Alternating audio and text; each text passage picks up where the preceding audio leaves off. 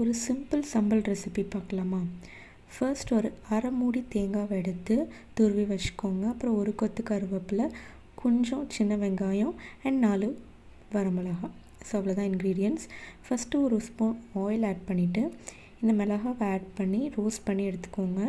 Next ஒரு மிக்சியில் இந்த ரோஸ்ட் பண்ணி வச்ச மிளகாவை ஆட் பண்ணி ஃபஸ்ட்டு அதை கிரைண்ட் பண்ணி எடுத்துக்கோங்க. இது கூடயே கொஞ்சமாக உப்பையும் ஆட் பண்ணி அரைச்சிக்கோங்க.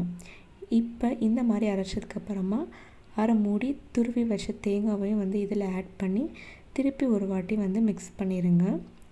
அதுக்கப்புறமா ஒரு 3 ஸ்பூன் ஆயில் ஆட் பண்ணிவிட்டு அதில் தாளிப்புக்கு கடுகு, உளுந்தம்பருப்பு இது ரெண்டுத்தையுமே போட்டு தாளிச்சிட்டு ஒரு கொத்து கருவேப்பிலை ஆட் பண்ணிடுங்க. நெக்ஸ்ட்டு சின்ன வெங்காயம், லாஸ்ட்டாக மிக்சியில் இருக்கிறதையும் ஆட் பண்ணி 2 to 3 minutes சாட்டே பண்ணிங்கன்னா சம்பல் ரெடி.